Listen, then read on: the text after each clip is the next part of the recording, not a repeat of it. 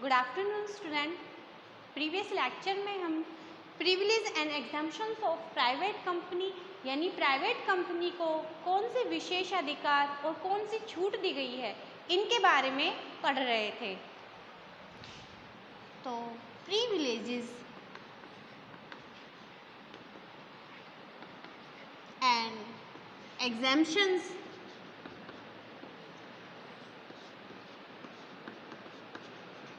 of private company.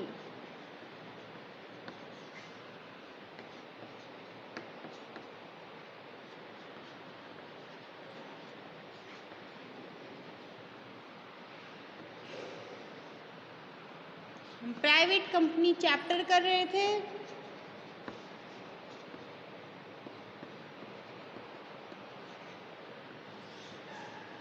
यानी निजी company आपका चैप्टर था। तो निजी कंपनी में कौन कौन सी प्रिविलेजेस और एग्जम्पशंस हैं, विशेष अधिकार और छूट हैं।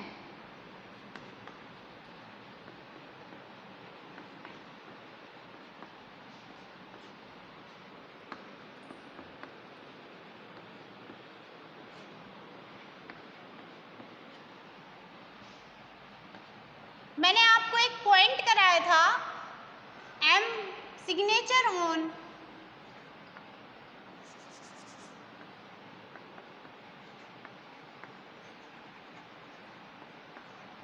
MOA and AOA।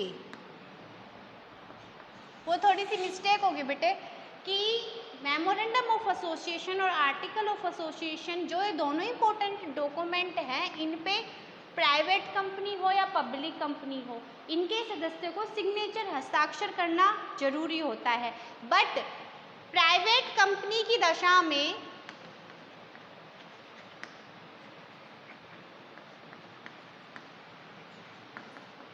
कितने सदस्यों को इन पर सिग्नेचर करना जरूरी होता है? सिर्फ 2 सदस्यों को। But in case of a public company, जबकि सार्वजनिक कंपनी की दशा में 7 सदस्यों को इन पर सिग्नेचर हस्ताक्षर करना जरूरी होता है। जो प्रथम सदस्य होते हैं, जो आपके प्रथम अभिदाता भी होते हैं, उन पर्सन को इन पे सिग्नेचर करना जरूरी होता है। प्राइवेट कंपनी में 2 सदस्य इस पर सिग्नेचर कर सकते हैं, जबकि पब्लिक कंपनी में कितने सदस्य करेंगे सिग्नेचर? 7। तो ये एक प्राइवेट कंपनी को एग्जम्पशन एंड प्रिविलेजेस है, किसके कंपैरिजन में? पब्लिक कंपनी के लिए। जो कि पब्लिक कंपनी की क्या है, एक लिमिटेशन है, और प्राइवेट कंपनी के लिए क्या है, एग्जम्पशंस हैं। तो ये मैंने उसमें थोड़ा सा रॉन्ग बता दिया था कि मैंडेटरी मतलब जो प्राइवेट कंपनी है उसको करना अलाउ नहीं है, जरूरी नहीं होता उसको। ठीक है, तो आप इसको सही कर लीजिए, signature on MOA and AOA पर।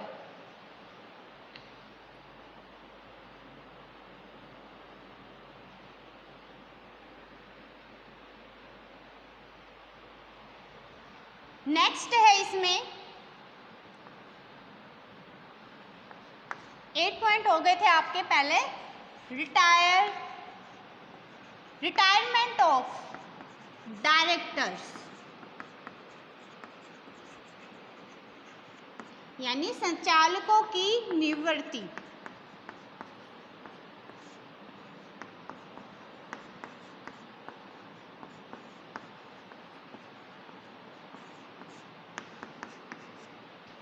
पब्लिक कंपनी में क्या होते हैं? पब्लिक कंपनी में 2/3 सदस्य ऐसे सदस्य होते हैं जिनको रिटायरमेंट बाय रोटेशन, ठीक है, यानी जिनका रिटायरमेंट कैसे होता है? Bye rotation.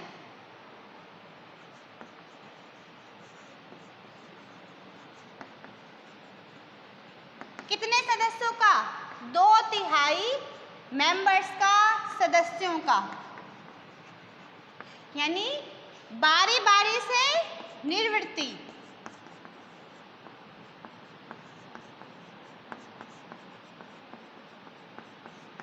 ये किस केस में होता है? ये होता है पब्लिक कंपनी के केस में।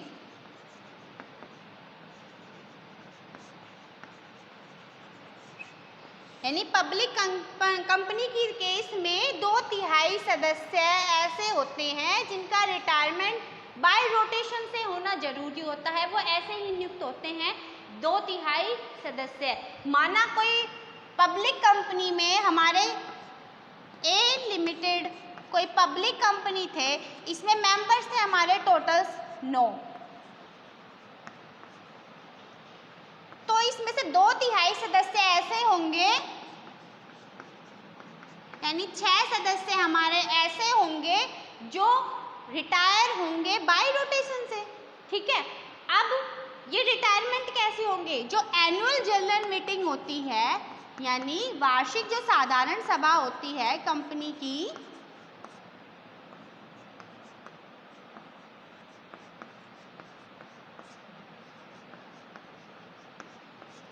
उसमें क्या होगा? जो वार्षिक कंपनी की वार्षिक साधारण सभा है, एनुअल जनरल मीटिंग है, उसमें 1/3 सदस्य, जैसे 9 सदस्य था ना, इसका 1/3 सदस्य मतलब कितने सदस्य? 3 सदस्य, यानी 3 मेंबर हर साल क्या होंगे?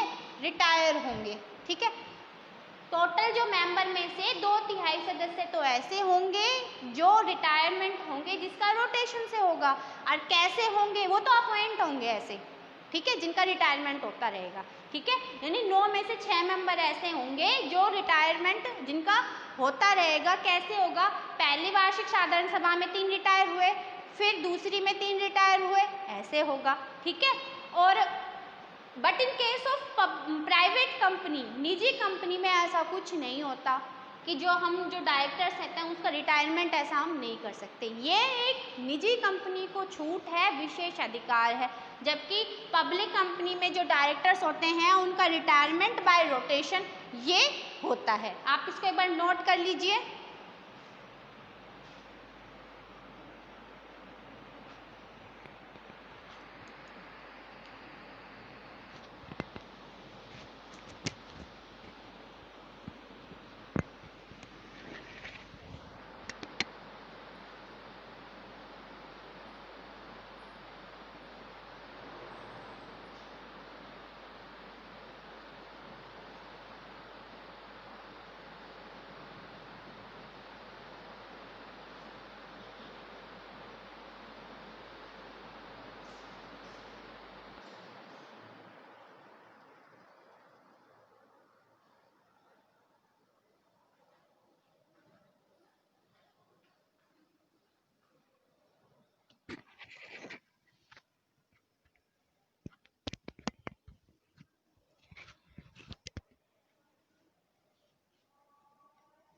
नेक्स्ट है इसमें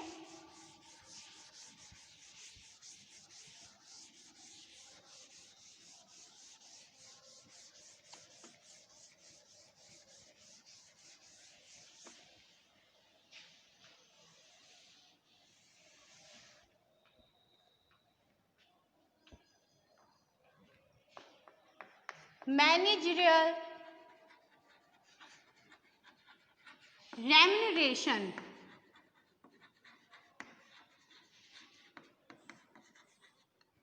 यानी प्रबंधकीय पारिश्रमिक, प्रबंधकीय पारिश्रमिक।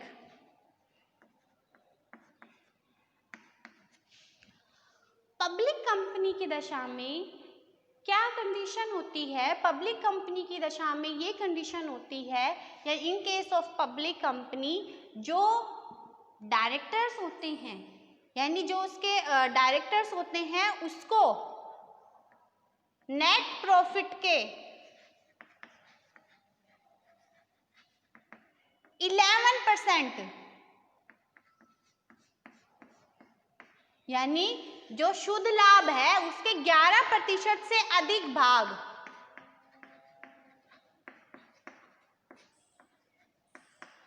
पारिश्रमिक के रूप में हम, यानी रेम्यूनरेशन के रूप में नहीं देंगे।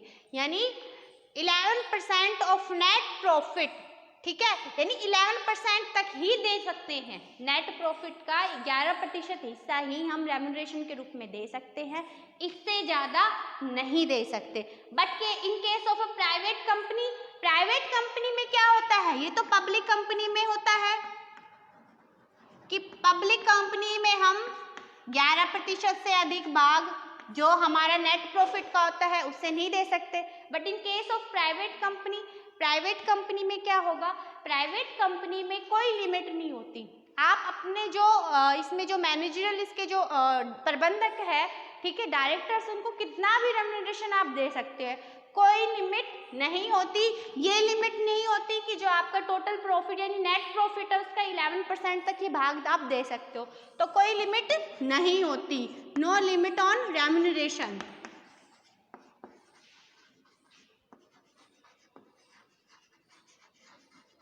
यानी पारिश्रमिक पर आप कितना भी दे सकते हैं, कोई लिमिट नहीं है।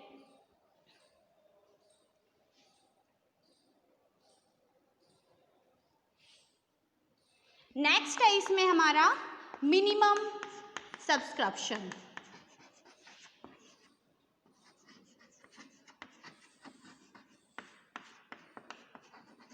जिसको न्यूनतम अभिदान भी बोलते हैं।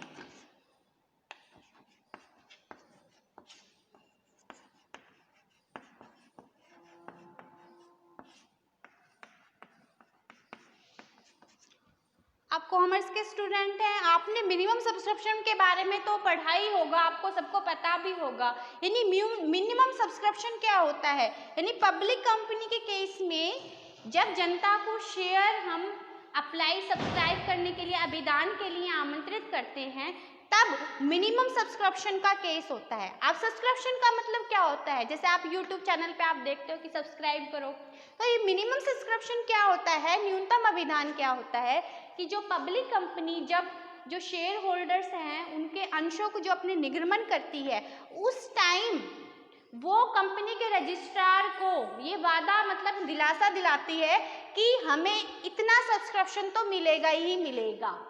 यानी आप इसका एक एग्जाम्पल के थ्रू समझ सकते हैं कि एक कंपनी 1000 अंशों का निर्गमन करना चाहती है, ठीक है, बट और उसने अपने मेमोरेंडम ऑफ एसोसिएशन में ये लिख दिया कि हमें 90% तक मिनिमम सब्सक्रिप्शन मिल जाएगा, न्यूनतम अभिदान मिल जाएगा।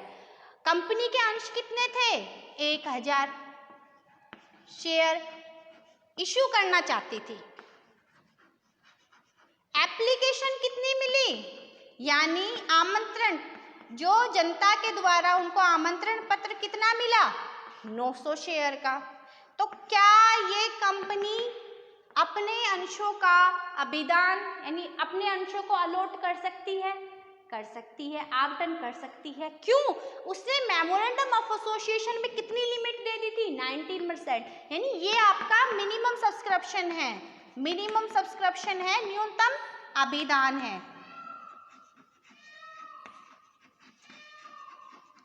अगर आपको 800 अंश शेयर मतलब एप्लीकेशन रिसीव होती तो उस केस में ये कंपनी जो उसके अंश थे उनका निर्गमन आवंटन नहीं कर सकती थी।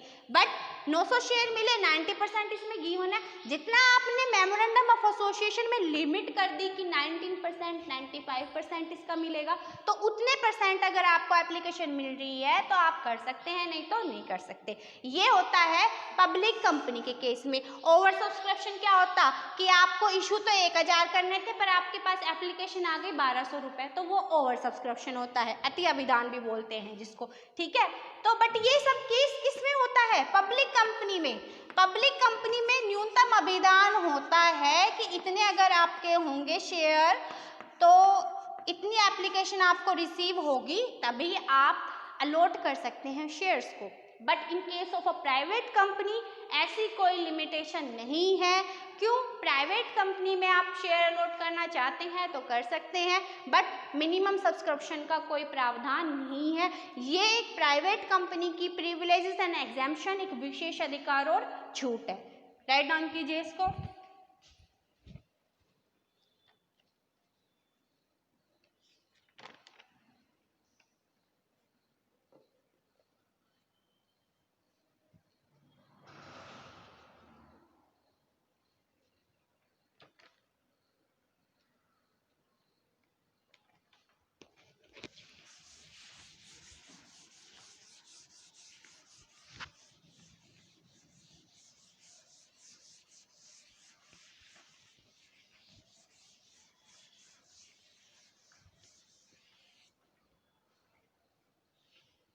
नेक्स्ट है इसमें स्टैट्यूटरी मीटिंग एंड रिपोर्ट, यानी वैधानिक सभा एवं रिपोर्ट।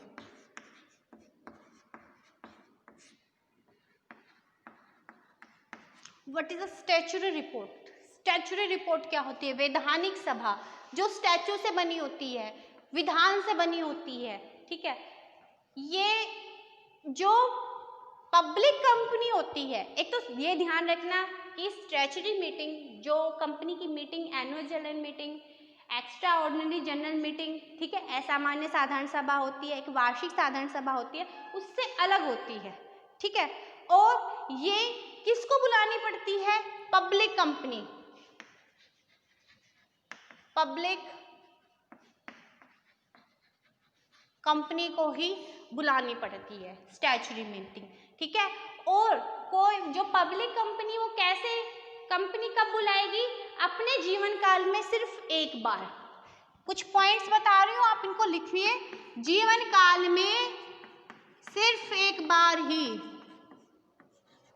स्टैट्यूटरी मीटिंग बुलाई जाएगी, चाहे वो कंपनी 50 साल चल रही है, 50 साल हो गए, तो वो सिर्फ एक बार ही स्टैट्यूटरी मीटिंग बुलाएगी। कब होगी? जब वो अपना बिजनेस स्टार्ट करती है, आफ्टर इनकॉर्पोरेशन, आफ्टर जो सर्टिफिकेट मिल जाता है कमेंसमेंट ऑफ बिजनेस का, उसके बाद बिजनेस शुरू होने के, यानी कंपनी जब बिजनेस शुरू कर देती है 6 महीने के भीतर, with in the period of 6 months, यानी 6 महीने के भीतर क्या होगा?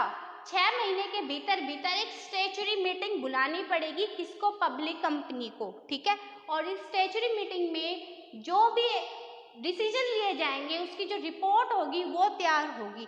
But in case of private company ना ही कोई स्टैट्यूटरी मीटिंग बनाई जाती है। जब मीटिंग ही नहीं बुलाएगी तो रिपोर्ट किसकी बनाएंगे? ना ही कोई रिपोर्ट तैयार की जाती है। कोई स्टैट्यूटरी मीटिंग नहीं होती, कोई रिपोर्ट तैयार नहीं की जाती, वैधानिक सभा, वैधानिक रिपोर्ट नहीं बनाई जाती in case of private company. But public company में बनाई जाती है। जीवन काल में सिर्फ एक बार बनाई जाती है और बिजनेस शुरू होने के 6 महीने के अंदर ही ये जो मीटिंग है ये बुलानी पड़ती है प्रत्येक जो पब्लिक कंपनी होती है उसको। बट प्राइवेट कंपनी को ऐसी कोई भी स्टैट्यूटरी मीटिंग करना जरूरी नहीं है।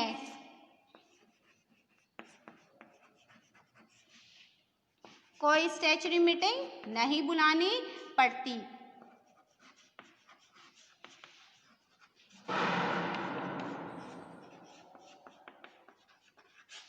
तो ये क्या है? प्राइवेट कंपनी को एक एग्जेम्पशन है और पब्लिक कंपनी के लिए क्या है? ये एक लिमिटेशन है कि उनको एक स्टैट्यूटरी मीटिंग तो बुलानी पड़ेगी।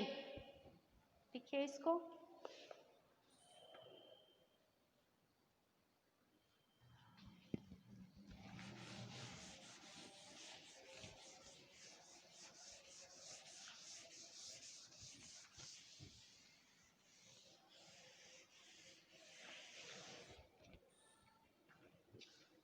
नेक्स्ट है इसमें हमारा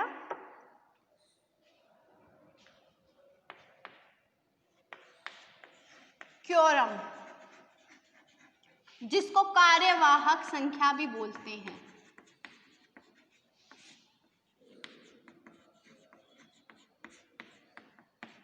जब कंपनी कोई मीटिंग बुलाती है तो उस समय उस मीटिंग में जो पर्सन या मेंबर्स प्रेजेंट होने जरूरी होते हैं वो कोरम का यानी कार्यवाहक संख्या का निर्माण करते हैं कि इतने मेंबर्स तो जरूरी होंगे ही होंगे, तब आपकी जो मीटिंग होगी वो वैलिड मानी जाएगी।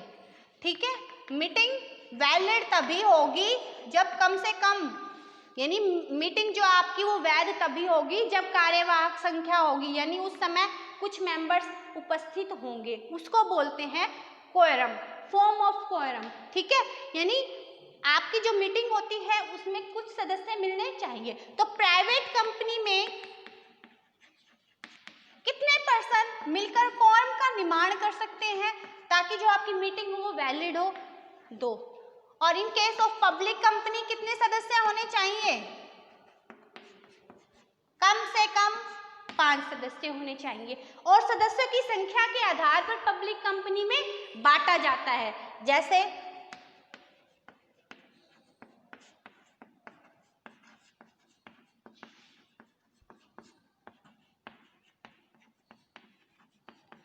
सदस्यों की संख्या के आधार पर और जो कार्यवाहक है संख्या, इसके आधार पर बांटी जाती है। आपके सदस्यों के आधार पर कार्यवाहक संख्या क्या है? बांटी जाती है कि कितने कितने सदस्य कार्यवाहक संख्या में हो सकते हैं।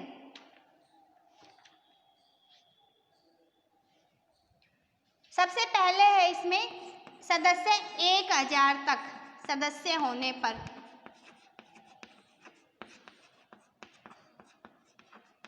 कितने होने चाहिए? कम से कम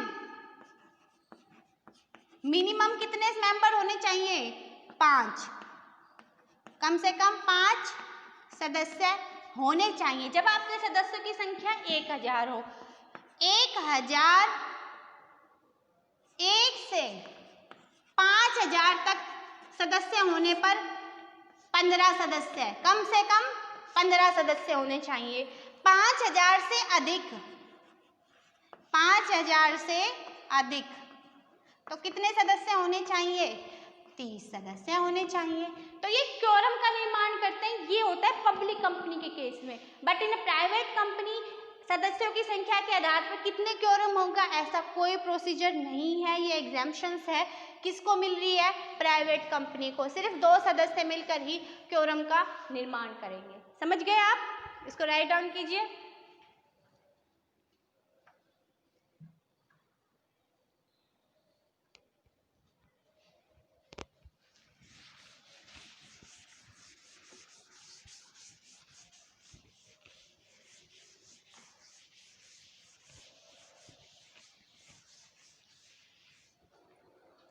नेक्स्ट है इसमें डिमांड ऑफ वोटिंग।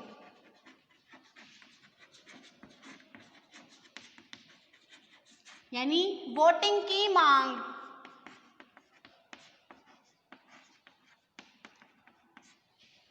वोटिंग जब कोई कंपनी में डिसीजन लिया जाए या कोई डिस्प्यूट हो, कोई कॉन्फ्लिक्ट हो, कोई आपको बिल पास करना हो, तो उस समय क्या होती है? वोटिंग होती है।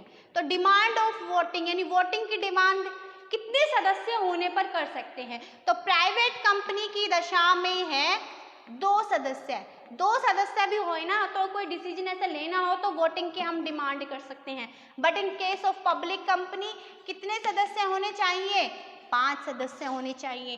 5 सदस्य मिलकर वोटिंग की डिमांड कर सकते हैं। जो आप डिसीजन ले रहे हैं, अगर उसमें वोटिंग करने की जरूरत हो, अगर आपको कोई डिसीजन ले रहा है पर पब्लिक कंपनी में आपके पास सिर्फ 3 मेंबर है, तो वोटिंग की डिमांड नहीं हो सकती। In case of private company में अगर 2 सदस्य भी हो गए ना, तो भी वोटिंग की डिमांड हो सकती है। आप वोटिंग जो डिसीजन से रिलेटेड वोटिंग की जाती है, सदस्यों की वोटिंग कर सकते हैं इसमें। तो डिमांड ऑफ वोटिंग में क्या है? ये कंपनी को एक एग्जाम्पशन मिल रही है। पब्लिक कंपनी में 5 मेंबर होंगे तभी वोटिंग हो सकती है, और प्राइवेट कंपनी में सिर्फ 2 मेंबर के होने पर ही वोटिंग कर सकते हैं। नेक्स्ट है इसमें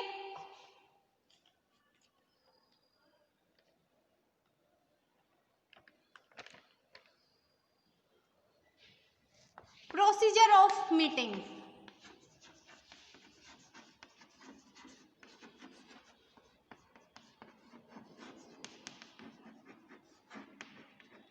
हम जानते हैं कि कंपनी में 2 तरह की मीटिंग होती है मेनली। स्टैट्यूटरी मीटिंग का तो मैंने बताया दिया, जो पब्लिक कंपनी को होता है। एक होती है AGM। नाम से ध्यान रखना, अगर AGM बोले तो आपको पता होना चाहिए क्या है? एनुअल जनरल मीटिंग, यानी वार्षिक साधारण सभा।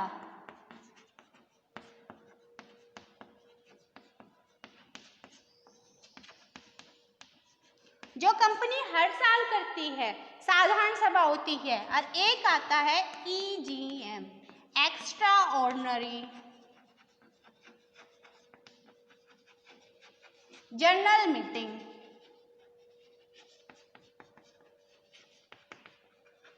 यानी असाधारण सामान्य सभा, असाधारण सभा जब कुछ एक्स्ट्रा ऑर्डिनरी घटित होता है कंपनी में, उससे रिलेटेड कोई विशेष संकल्प पारित करना पड़ता है, तो वो होता है ईजीएम में। ठीक है, कोई सर्कमस्टांसेस ऐसी होती है जो एक्स्ट्रा ऑर्डिनरी होती है, तो उस सिचुएशन में हम एनुअल जो EGM extra ordinary general meeting में रिसोल्यूशन पास कराया जाता है। तो दोनों तरह के जो एजीएम और ईजीएम है, इसमें जो भी डिसीजन लिए जाते हैं, यानी इससे रिलेटेड जो भी रिपोर्ट बनाई जाती है, मीटिंग हो गई, हर एक मीटिंग होने के बाद एक रिपोर्ट बनाई जाती है, तो इससे रिलेटेड जो रिपोर्ट होगी उसकी तीन कॉपी, कितनी कॉपी? 3 कॉपीज आरओसी को दी जाती है, आरओसी को दी जाती है। आरओसी का मतलब रजिस्ट्रार ऑफ कंपनी। ठीक है, तो 3 कॉपी देंगे। ये पब्लिक कंपनी भी काम करेगी एंड प्राइवेट कंपनी भी ये काम करेगी कि तीनों कॉपी आरओसी को दी जाएगी। कौन कौन करेंगे? ये दोनों ही काम करेंगे इसमें, प्राइवेट कंपनी भी एंड पब्लिक कंपनी भी।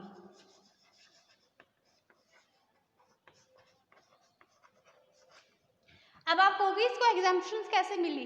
देखिए, और ये जो रिपोर्ट बनती है, या तो इस इन मीटिंग में कोई डिसीजन लिया गया, कितने इसमें मेंबर प्रेजेंट हुए, कितने मेंबर एब्सेंट हुए हैं, नोटिस ऑफ मीटिंग, ठीक है, एजेंडा क्या है मीटिंग का, तो सबकी रिपोर्ट जो होगी उसकी 3 कॉपी रजिस्ट्रार के पास जाएगी। ये तो प्राइवेट कंपनी भी करेगी और पब्लिक कंपनी भी करेगी। ये प्रोसीजर यहाँ तक तो दोनों कंपनी करती है, but private company in copies को सिर्फ रजिस्ट्रार के पास भेजेगी, बट जनता को, पब्लिक को ऐसी कोई प्रति नहीं भेजी जाएगी, पब्लिक को ऐसी कोई प्रति नहीं भेजी जाएगी। But in case of public company in copies को, यानी जो इनकी रिपोर्ट आई है उसको पब्लिक को जरूर देगी। ये एक एग्जाम्पशन प्राइवेट कंपनी को मिलती है कि वो जो एनुअल जनरल मीटिंग की रिपोर्ट है उसको पब्लिकली नहीं करती है, पब्लिक को नहीं बताती है। क्यों नहीं बताती है? यानी एक ये भी है कि जो प्राइवेट कंपनी है वो अपनी बैलेंस शीट है, ठीक है, और प्रॉफिट लॉस अकाउंट है, उसको पब्लिक के बारे में नहीं बताती, उसकी जानकारी नहीं देती है, ताकि उसकी जो प्राइवेसी बनी रहे। बट पब्लिक कंपनी क्या होती है? पब्लिक कंपनी जो ये मीटिंग में रिपोर्ट बनकर तैयार हुई है, इस रिपोर्ट को पब्लिक को बताना जरूरी होता है। क्यों? पब्लिक ने उस कंपनी में पैसा लगाया हुआ है, पब्लिक जानना चाहती है कि हमारा जो हमने रुपए लगाए हुए हैं, यानी क्या कंपनी में इंपॉर्टेंट डिसीजन हुए हैं, उनके बारे में उनको पता होना चाहिए। But in case of private company ऐसा जरूरी नहीं होता। प्राइवेट कंपनी की प्राइवेसी को बनाने के लिए ना उसकी बैलेंस शीट को भी बताया जाता है, ना उसके जो प्रॉफिट है इसके बारे में बताया जाता है, ना जो एजीएम और ईजीएम में रिपोर्ट बनती है, इसमें जो डिसीजन लिए जाते हैं वो जनता को बताना जरूरी नहीं होता। ये एक एग्जाम्पशंस है, प्रिविलेज है प्राइवेट कंपनी की। और जो प्राइवेट कंपनी है इसमें मिनिमम इंटरफेरेंस होती है, यानी सेंट्रल गवर्नमेंट की, यानी जो केंद्र सरकार होता है उसका जो इंटरफेरेंस होता है, ठीक है, यानी हस्तक्षेप करना, तो प्राइवेट कंपनी में क्या होता है? बहुत कम होता है। यानी जो केसों में पब्लिक कंपनी में गवर्नमेंट का हस्तक्षेप होता है ना, उन केसों में प्राइवेट कंपनी में गवर्नमेंट का हस्तक्षेप नहीं होता। तो ये भी एक इसकी एग्जाम्पशन कर सकते हैं कि minimum interference of government, minimum interference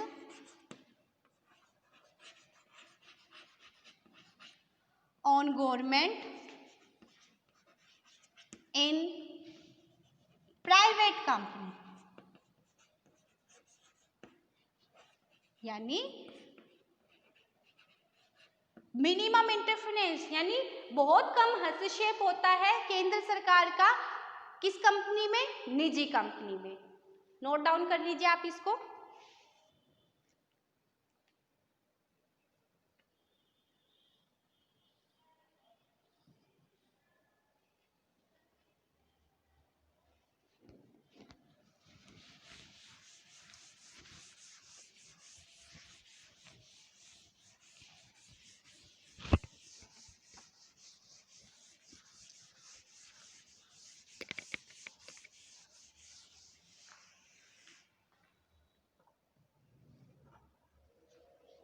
next है इसे हमारा इंडिपेंडेंट डायरेक्टर,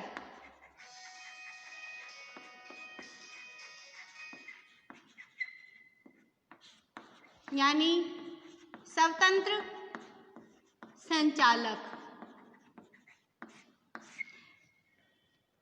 पब्लिक कंपनी में 1/3 सदस्य इंडिपेंडेंट डायरेक्टर होना जरूरी होता है। कितने? 1/3 सदस्य इंडिपेंडेंट डायरेक्टर होने जरूरी होते हैं किस केस में? पब्लिक कंपनी की दशा में। But in case of private company ऐसा कुछ नहीं होता, स्वतंत्र संचालक के होना जरूरी नहीं होता है। स्वतंत्र संचालक क्या होते हैं? स्वतंत्र संचालक यानी कंपनी के डायरेक्टर ऐसे डायरेक्टर होते हैं जो कंपनी से बाहर बनाए होते हैं। ये देखते हैं कि कंपनी में कोई फ्रॉड तो नहीं हो रहा है।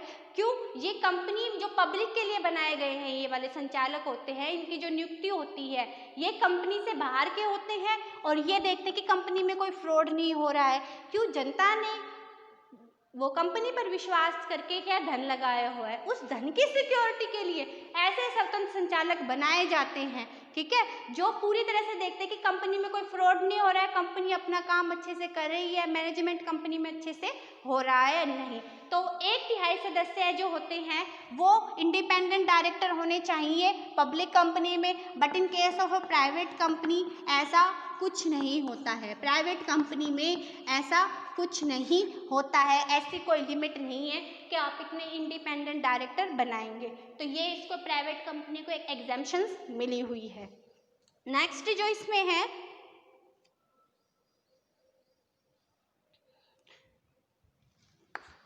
अल्टरेशन इन मेंबर लिस्ट।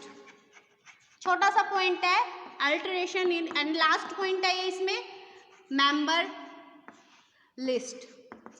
देखिए, अगर आपके जो मेंबर बने हुए हैं पब्लिक कंपनी में, जो भी मेंबर बने होते हैं, अगर उसमें थोड़ा सा चेंजमेंट हो, सबसे पहले जो मेंबर बने होते हैं उनको हम रजिस्ट्रार के पास तो भेजते हैं, आरओसी में इनका नाम तो होता है, पर दोनों ही कंपनियों को भेजने पड़ते हैं। जो अपने मेमोरेंडम ऑफ एसोसिएशन उनको उनका क्या नाम मेंशन करना पड़ता है कि कंपनी के मेंबर कौन है। बट आफ्टर 10 ईयर्स अगर कोई सदस्य छोड़कर चला गया, किसी की डेथ हो गई, तो कुछ भी चेंज हो रहा हो, अल्टरेशन हो रहा हो, चेंजमेंट हो रहा हो, मेंबर लिस्ट में कोई मेंबर आया है, तो पब्लिक कंपनी में तो हर एक पर्सन के बारे में बताना पड़ेगा कि कौन सा मेंबर आया है, कौन सा छोड़ के चला गया, रजिस्ट्रार के पास उसको भेजना पड़ेगा। आपके मेमोरेंडम ऑफ एसोसिएशन में चेंज करना पड़ेगा, आर्टिकल ऑफ एसोसिएशन में चेंज करना पड़ेगा। But in case of private company ऐसा कुछ अल्टरेशन मेंशन करना जरूरी नहीं होता। कुछ भी अगर चेंजमेंट हो रहा है मेंबर्स में, कोई से मेंबर्स आ रहे हैं, जा रहे हैं, किसी की डेथ हो रही है, तो वो इंक्लूड करना जरूरी नहीं है। ये एक एग्जेम्पशंस प्रिविलेजेस मिली हुई है प्राइवेट कंपनी को। तो स्टूडेंट, आज आपका privileges and exemptions of private company complete हुआ है। देखिए, आपको डिफरेंस तो कई बार याद हो सकते हैं, बट जो प्रिविलेजेस एंड एग्जेम्पशंस होती है प्राइवेट कंपनी की, वो याद करना भी जरूरी होता है। अगर आप इसको फर्स्टली याद कर लोगे तो डिफरेंस अपने आप ही हो जाएंगे। इसको राइट डाउन कर लीजिए।